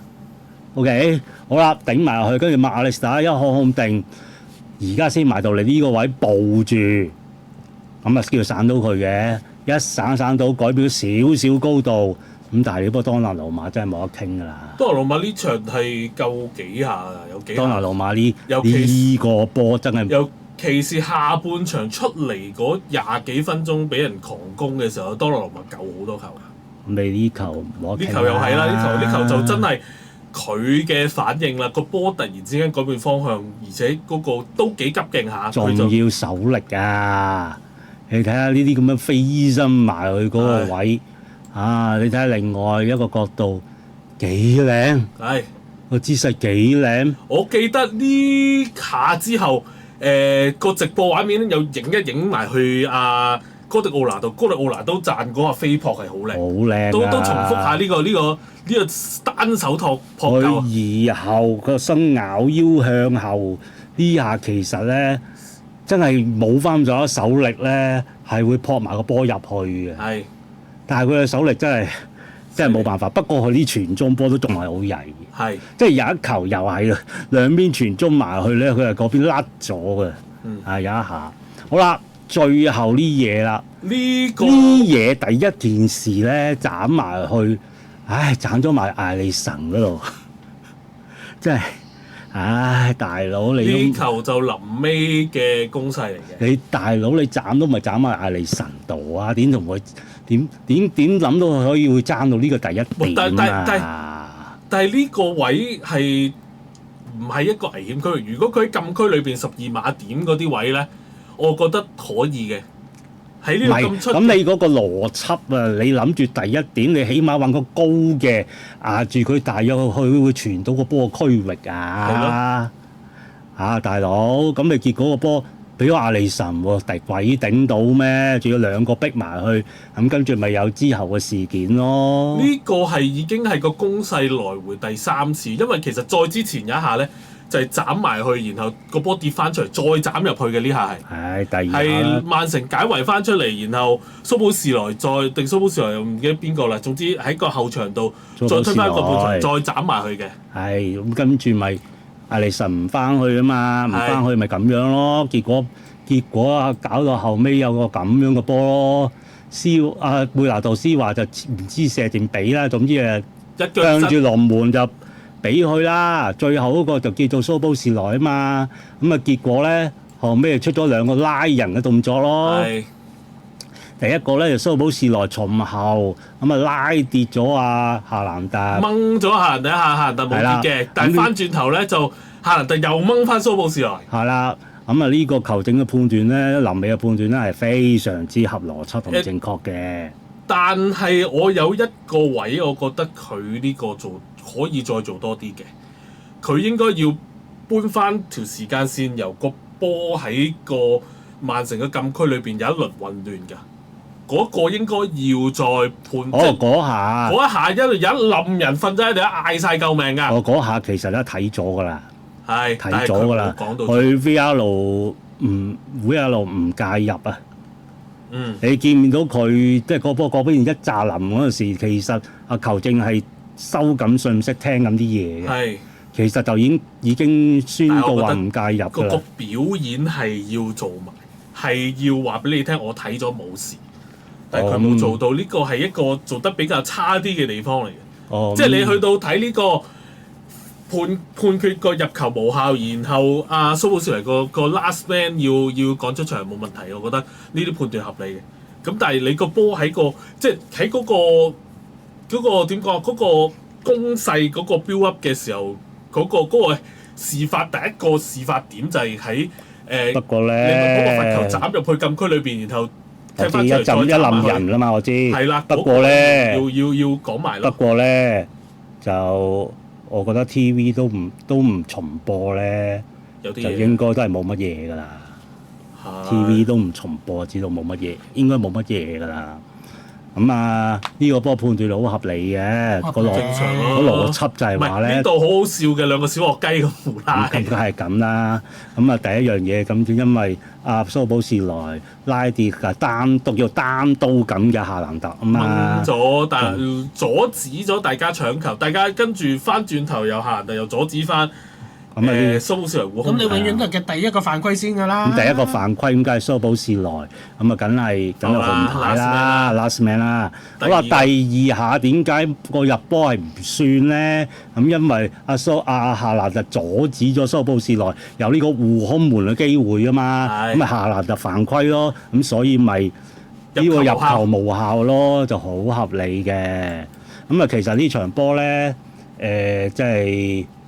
其實我覺得幾好睇嘅，必須講。刺激嘅，但係兩隊未係喺一個最好嘅狀態。我又唔覺得係，我覺得就差唔多㗎啦，即係差唔多㗎啦。可以做好啲咯，兩隊都。即係利物浦下半場攻嗰奪就都攻得都即係除咗某啲判決段係有啲問題之外咧，其實都有啲比波可以好啲嘅，不過就即係。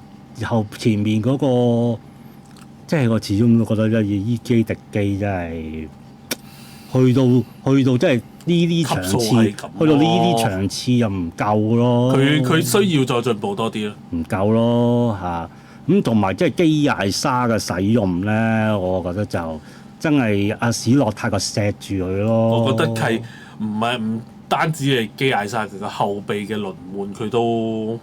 其實基艾沙應該可以早少少出嘅，即係起碼攞個牽制都好啊。咁但係就係咁咯。但係就咁樣咯。就係咁咯。咁啊，所以就呢場波曼城臨尾之贏，咁啊史諾就梗係賴嘢啦，備受批評咯。呢個換人咁咪賴嘢咯。咁就咁即係利物浦究竟係咪即係史諾？輸埋呢場捱唔捱到咧？咁啊，我睇嚟都係捱到季尾㗎啦！而家咁睇。咁啊，維斯有一個正面嘅維斯，其實呢場波都 OK 嘅。維斯呢個正面嘅方向。咁啊，曼城呢場波就第一個要讚嘅古希爾啊，真係一夫當關嘅喺後邊，殺咗好多嘢喺後邊。多納龍馬都係咯。呢個古希爾就〜真係 goodbye 嚟嘅，咁利物浦咁你自己擁躉就係嘛，即係呢冇得靴嘅，講真，佢一點波靴啊嘛。古希爾話：哇！真係古希爾唔揀利物浦，揀咗對金錢。喂，咁你自己唔揾打工仔就梗係睇錢做人㗎啦。你唔出價啫喎，你唔出價啫喎，大佬。你諗住季尾免費要仔喎，大佬。呢啲 FSG 呢啲咁樣嘅。即係度縮咁啊，冇辦法啦。然之後你報價去買 Jack 喎，大佬。仲要傷埋喎。嚇 Jack 傷㗎？係啊，傷咗啊！仲要好似長頭啊，仲要。OMG。係啊。啊，嗰個 Jack，佢應該就咪讀鄭車咁。即機卡。認車咋啊？咁啊，長頭呢個雷恩啊嘛，雷恩嘅中堅，因為車路士開頭有興趣㗎嘛，俾利物浦。初頭係阿仙奴先嘅傳。係。傳。唔係阿仙奴，阿巴達有傾過嘅。阿仙奴成日都俾人過橋啊！你而家唔係阿巴達係想買嘅，咁但係阿 Jack Craig 自己就話：哇！我嚟到阿仙奴咁急啊！阿仙奴我打中堅4件喺度爭，係咯，右閘，我又 Timber，跟住仲有個 Ben White，點爭啊，大佬？係合理啊！其實最好呢嗰段時間應該做去利物浦嘅，去車路士就食蕉嘅啫。咁啊，結果咪去利物浦咯，咁啊點知傷埋，不過係下年嘅事嚟嘅，佢加埋就夏蘭特都要賺嘅呢場波，佢嗰個跑動啊，做個支點啊，以前唔見佢做支點嘅，呢場波做咗出嚟啊！呢場波佢做支點咪前邊貝拿杜斯華啊、馬莫殊啊，呢啲咪好踢咯，得益咯。單文柔呢咪又好踢咯。佢哋全部單文柔企咗夏蘭特隔離㗎，唔係喺邊㗎呢場波。好啦，咁啊睇翻個 heat map 啦 ，heat map 嗰度咧其實就話俾大家聽，第一咧曼城嗰邊咧兩邊上就有中間，攻勢好多時就喺左邊發動入嚟嘅。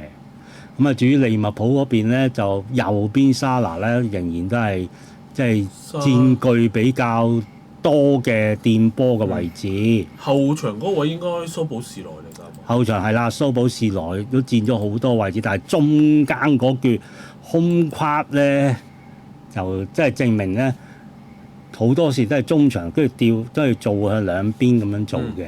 所以就好少用到中圈對上個區域嘅，呢個就比較得意啲嚇。好，咁啊跟住咧就可以睇睇球員嘅表現啦。球員有啲 momentum 就曼城上半場佔優勢，下半場就逆轉。下半場你睇下頭嗰段去到嗰段嘅嗰度叫做20分鐘，亦30分鐘到啦。曼城佔據晒噶嘛，10-1噶嘛。下半場調翻轉啊！利物浦啊！下半場利物浦調翻轉啊嘛。係啦。上半場曼城係射門好多噶嘛，下半場追翻晒噶嘛利物浦，一人打一橛咯。佢嗰個體力流放就係咁咯。好，咁啊先睇呢個係射門嚟嘅。咁啊伊基迪基有一個big chance miss 咗啦，就係嗰個頭槌咯。咁啊跟住就格普嗰場波拍普嗰個。嗰個 dribbling 咧係成功啦，完全成功嘅。我唔覺得格普打得好差㗎呢場波。算係咁咯。我覺得格普喺左邊其實有啲威脅㗎。其實我覺得前面如果你要換咧，我係會換伊基迪基嘅。係啊，咁啊，沙拿繼續都係射門最多嘅球員啦。啊，好咁啊，跟住曼城嗰度就單文柔3次射門，同夏蘭特一樣。夏蘭特個 XG 最多㗎啦嚇，咁有個12碼啊嘛。好，咁跟住下一張咧就係呢個防守嘅江納迪同埋阿雲迪克啊，都係仍然都係防守嗰個工作最多嘅球員。蘇保士來大家知道 error leading to shot 㗎啦。跟住第二個咧加雲佩治亦都有一次射門，都係因為佢嘅犯錯啊。好啦，跟住咧下一張咧就係古希爾啊，真係唔止 clearance 啊 ，block shot 都有幾個啊，跟住洛迪啦，咁啊紐尼斯呢場波其實都唔錯嘅，咁啊洛迪就有一次嘅犯錯令到佢發生射門啦。當拿羅馬就係我頭先講一次，即係出型高波攞唔到，俾人射埋去咯啊！好，咁啊跟住啦，咁跟住咧就呢個丟士，呢個就係丟士啦，格普。格普嗰個丟士係成功率高，但係咧雲迪克呢個高波對抗同埋甩波啊，嗰個數據好得人驚。因為嗰個利物浦個攻勢後場發動啊嘛，好多時都要。咁計個問題，以往高波傲視同群嘅雲迪克，但係你諗下，其實佢同蘇保士萊都係要喺後半場派好多牌上去，都係派好多牌，但係加埋貝治，你諗下，加埋貝治都係鬥得相對較後。你諗下，中間兩個就雲迪克、加埋貝治要踢個波向前啦，然後喺個右路度偏後少少嘅蘇保士萊，其實嗰個傳球向前嘅成功率好差咯，即係話俾你聽。咁啊，蘇保士萊就失咗好多控球權嘅，不過因為控球相對多啊，即係佢墊波相對多，所以就嗰個失波相對亦都比較多。好，咁跟住啦，曼城就其實啲對抗咧都係好一般嘅。呢個單文柔啊、貝拿杜斯華尤其嚇咁啊，夏蘭特就高波喎。高波就5次，你睇下嗰紮高波嗰個嘅對抗，偏係曼城，全部曼城贏晒嘅喎，係全部曼城贏晒嘅喎。你就係睇嗰啲支點執落去，咁所以就係其中一個優勝之處，嗯就係嗰啲高波支點，經常有着數。喺雲迪克喺高空波上就揾到雲迪克着數，優勢都真係好難得㗎，好難消見。好少見。咁啊，跟住就係傳球，傳球就你見到蘇布士來113次攞波，但係你個傳球成功率7成4，偏低咧，比喺佢嘅一定係偏低㗎啦。呢、個就7成4。尤其是長傳好曳啊！係啊，長傳啦，唔好啦嚇，仲有個腳基斯都係長傳曳㗎啊！沙拿就有球射咗去，仲有啊，沙拿在右邊出波啊，冇腳有嘅啊。OK，好咁啊，跟住跟住曼城嗰方面咧嗰邊呢邊方面嘅數洛迪據就靚好多啦。洛迪嘅長傳依然都有水準阿特嘅。 3個 key pass，馬莫士有3個 key pass，古希爾始終嘅問題都係用波，嗯，用波就爭啲，但係嗰啲防守冇辦法啦就防守又好好㗎啦。咁所以其實曼城最近戰績叫做穩定翻咧，其實阿古希爾嚟到咧係有好大幫助嘅。嗯好啦，最後最 keeper 後兩個 keeper 你見到多羅馬同亞歷臣都幾個夠波啦，差唔多啦。咁當然當拿魯馬呢場波搶鏡好多嘅啊。好，咁就啦時間關係啦，咁啊喳喳臨咁啊送埋咧嚟緊啊！嚟緊就足總杯。足總杯後城主場對車路士，誒唔使啦，嗰啲講咁係講翻嗰場大波就得㗎啦。大波就係紐卡素對作客維拉。哇，好喎！兩隊都想爭足總杯嘅喎，相信。係啊，維拉我覺得兩隊都想足總杯喎，好呢場近啊，睇波算，好近啊，冇得估。真係好近啊！呢場波。紐卡素係咪有歐聯跟尾啊？紐卡卡拉素病啊！係啊，有啊，有歐聯跟尾嘅啊，咁呢個就可能有啲影響嘅，有啲影響有啲影響嘅嚇。咁啊，但係都好近。咁另外一場就白禮頓喎。對利物浦主場啊，係喎，利物浦主場白禮頓喎，利物浦會唔會爭取足總杯？要咪係咯，咁咪講完咯，我講完收工。講完咯。利物浦就係睇下利物浦要唔要爭取杯。以白禮頓今時今日最近呢啲咁嘅死人款，好難搞嘅。唉好啦，其他嗰啲後城對車路士小心啲啊！小心後城主場啊，後城主場啊，有機會舐嘢㗎。係絕對有機會舐嘢㗎啊！唔好以為後城而家坊間外國12倍啊！啊，以為輸乜緊啊！啊，即係話俾大家聽呢啲好危險啊！仲有啊，貝頓啊，主場對住韋斯咸啊，又係啊危險啊！韋斯咸要放我覺得打護級啊專心。啊，好危險咁啊！啊，所以呢條連贏位啊，即係過關啦，咪連贏位呢條過關抵玩啦！搞唔掂金士比啊！咩金士比話？狼隊咯，狼隊搞唔掂金士比，哦，都有機會死我覺得可以㗎！敲一敲狼隊對家。就整條3/7啦，12乘8乘呢個5.5啊，3/7試下唔怕啊！冇話推介啊，尤其是車路士嗰場應該穩膽添，呢個後城應該贏乜緊啊嘛啊咁所以我車信你一次，即係。車路士70蚊啫嘛，70蚊乘落去12乘8乘5.5，你當馬會抽高機率水，個六合彩啊！唔係你當抽水啦，8倍乘6倍再乘你3倍都 OK 啊，係咪先？3/7喎，中一場電咯喎，係咪啊？咁所以咧，就係新正頭咧，即係俾啲利是大家。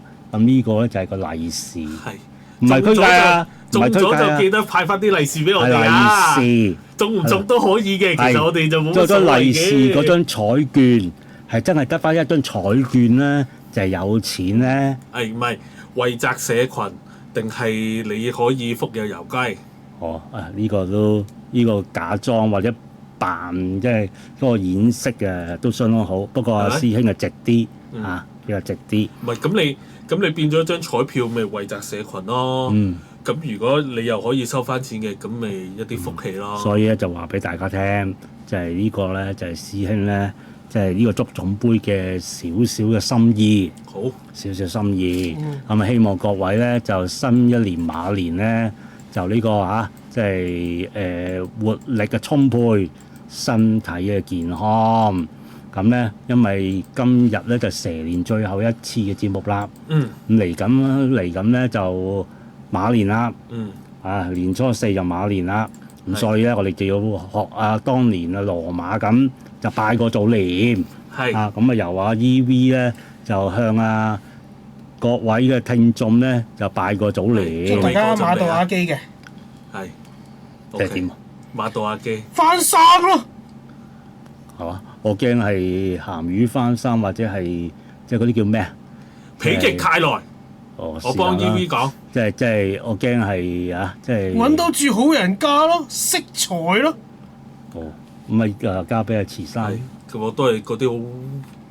呢排咧呢個天氣咧忽冷忽熱咧，我覺得咧身體健康係好緊要。尤其是過年咧，尤其是唔好亂食生蠔啦。呢排呢個衛生署就建議大家唔好食生蠔。點解啊？有呢個洛他病毒。我一向都有㗎啦。唔係醫生咁講嘅嗰個。邊個醫生啊？嗰個叫陸啊？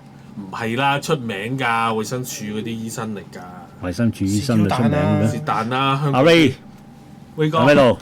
係。拜年。你下個禮拜好似唔得閒啊？拜年。拜年啊！要拜年。係。拜年，大家開心心啦。係。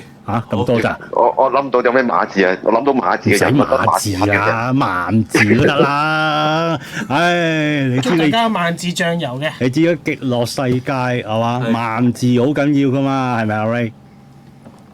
萬字好鹹喎，其實。萬字聖意啦，是但啦。有冇搞錯啲中文啫？佢唔喺一個中文嘅地方，中文略嫌有少少退步咧，係好合理嘅。Happy Lunar New Year。Lunar New Year，OK。好，師兄啦，到師兄啦。講咗咯。係。身體健康啊嘛，最緊要。好，咁下個星期年初4如無意外咧，就聽講話雙響炮喎。係冇錯。籌劃緊啦，睇下譚龍博士啦。我唔使諗啦，佢聽日飛過去啦。好 confirm 啊！聽日又飛啊！即係佢嗰邊做資料搜集。係啊。即係咁有啲咩節目迎新春啦？我哋閉台。留意翻禮拜3啦，聽翻禮拜3節目夜晚啦，係咁。好，咁大家聽翻呢個豬。阿 Johnson 呢幫我補充袁國勇醫生勸住冬天唔好食生蠔啊。佢啊，唔算。我就係記得睇新聞，我睇到係。好，咁好啊，咁今晚就盡興。聽日咧咩節啊？聽日呢個2月14啦。2月14咩節啊？有情人嘅情人節，冇情人嘅咪冇節咯。係，大家都有情人嘅。唔係，我話俾大家聽，聽日係咩節咧？聽日去 Number 7印波衫，你會有節。有節係嘛？OK。情人可以好多種嘅。記住，去 Number 7球衣專門店印字，訂住我哋係有節嘅。係。好，咁今晚就去到呢度啦。好。咁多謝各位收聽，下一年再見大家，拜拜。下年再見。拜拜。Happy Lunar New Year。Happy Lunar New Year to audience of Fragazine. I'm Temuri Dakishvili, winemaker of company Life. Wish you all the best, health and more Georgian wine. Cheers for you. იმედი მაქვს ჩვენი Life-ის საფერავი იქნება თქვენთვის და თქვენი ოჯახებისთვის ყოველივე კარგის და წარმატების მომტანი. გაგიმარჯოს.